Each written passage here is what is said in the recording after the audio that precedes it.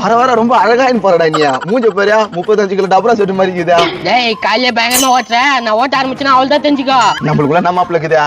அது போய் சாமி வர இருப்பு. சாமி சரணம். நாங்க சாமி என்னைக்கு மலைக்கு போறீங்க? கார்த்திகை 1 இன்னைக்கு தான் சாமி மாலை போட்டிருக்கேன். 48 நாள் விரதம் இருந்துட்டு சபரிமலைக்கு போவோம் சாமி. சாமியா 48 நாள் சாப்பிட மாட்டீங்களா? ஏன் சாமி அப்படி கேக்குறீங்க? விரதம் நீல அதனால கேட்டேன். அட விரதம்னா அது இல்ல சாமி.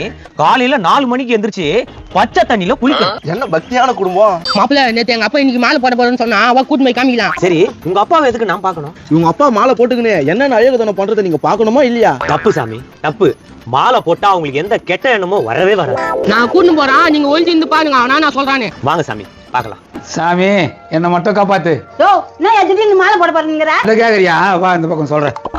சாமியா இதை என் கூட நீ ஒளிஞ்சு இருந்து கேளு. எங்க அப்பா நான் பேசுறாங்க. அடியே நான் மாலை எதுக்கு போடுறேன்னா எல்லாம் வணக்கம் சொல்லுவாங்க, மரியாதையும் கிடைக்கலையே. இந்த முழு வீடியோ பாருங்க நண்பர்களே. கீழே ஸ்கிரீன்ல கிளிக் பண்ணி